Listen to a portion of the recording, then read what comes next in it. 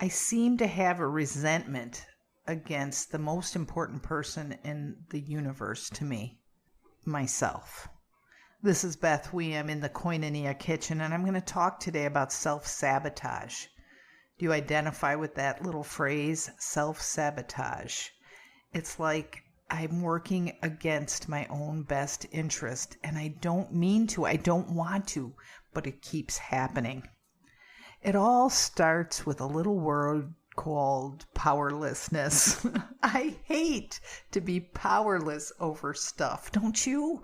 I want to think I can affect change in this world, impact this world, impact my own life at least. And I can, but not when I'm caught in this resentful stance of self-sabotage. Powerlessness tells me that I'm unable to maintain control in this world without the help of God. So when I'm powerless over something, like an addictive behavior or an addictive substance, I need help from God to maintain control. It sounds so simple, but why is it so hard?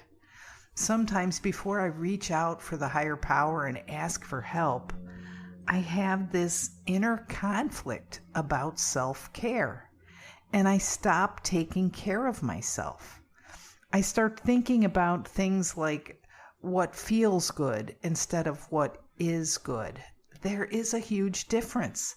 Not everything that feels good is good for me. And how long does it feel good? Part of my problem is that it might feel good for a minute, but I want to do it for 2 hours. And the 2 hours is going to hurt me. The minute might have been okay, but I don't know how to do 1 minute of the addictive behavior or 1 minute of using the substance to which I'm addicted. Do you guys get that? I seem to have an inner conflict in self-care.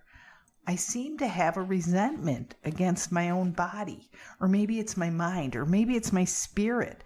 I'm not sure, but it's part of the insanity related to addiction. You know, the inability to practice self-control is a sickness, not a moral choice. When you're in addiction, you are in an illness. You are battling an illness.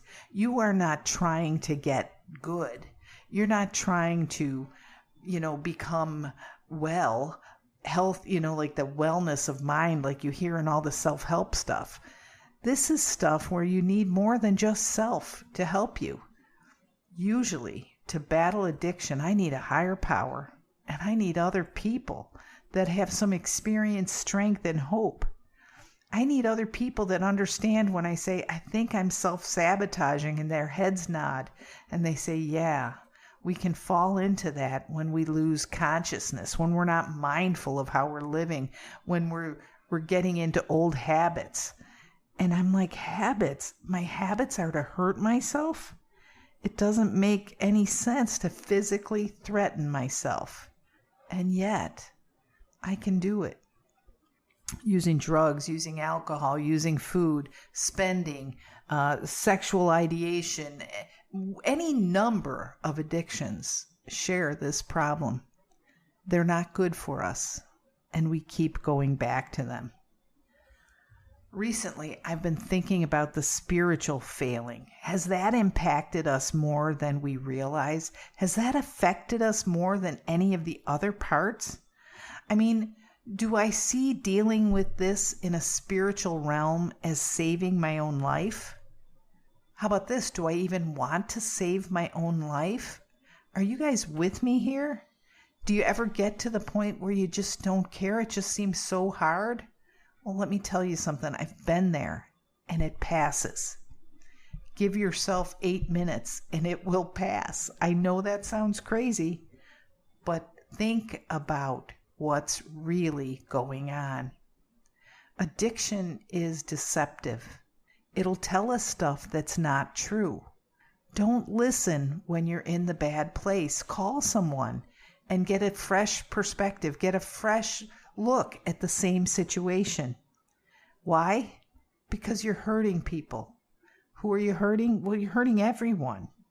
You're less capable to do the will of God and to live a happy life when you're under the deceptive practices of your addiction. What about God? You're hurting God. I mean, when we hate the consequence of our actions more than the actions themselves, we're in trouble here because we're sorry for the wrong things. You're wondering why you can't stop drinking? Are you only sorry because you lost custody of your kids? You have to actually be sorry for drinking so much that you're hurting yourself. The self-sabotage is the part you have to see. Maybe when you see that the hurt, it's not just your kids that got hurt. It's not just your higher power that got hurt.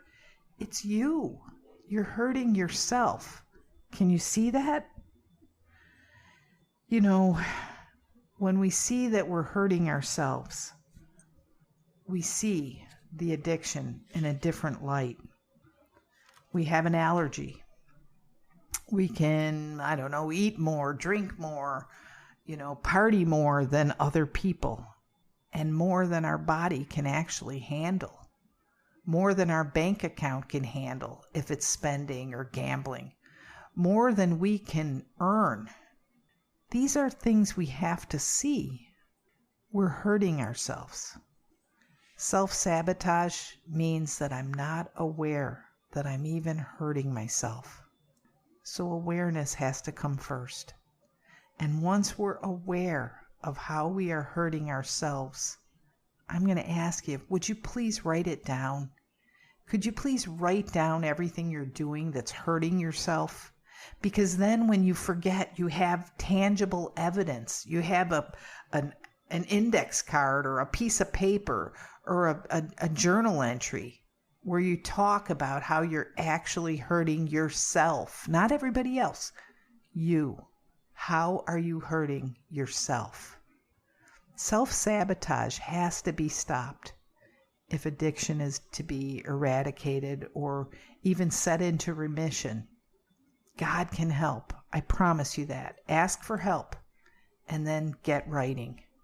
Because once you're aware of what you're doing to yourself, it will be harder to do it without feeling upset. It's time to take addiction out of the shadows and shine the encouraging light of recovery on everyone affected. Good Seed Podcast is powered by BethWE.com, a nonprofit ministry based in Vero Beach, Florida. We'll start the uncomfortable conversations that turn despair into hope and complacency into action. Connect, communicate, and thrive with us. Check us out online at BethWE.com. Thanks for tuning in. We'll talk again soon.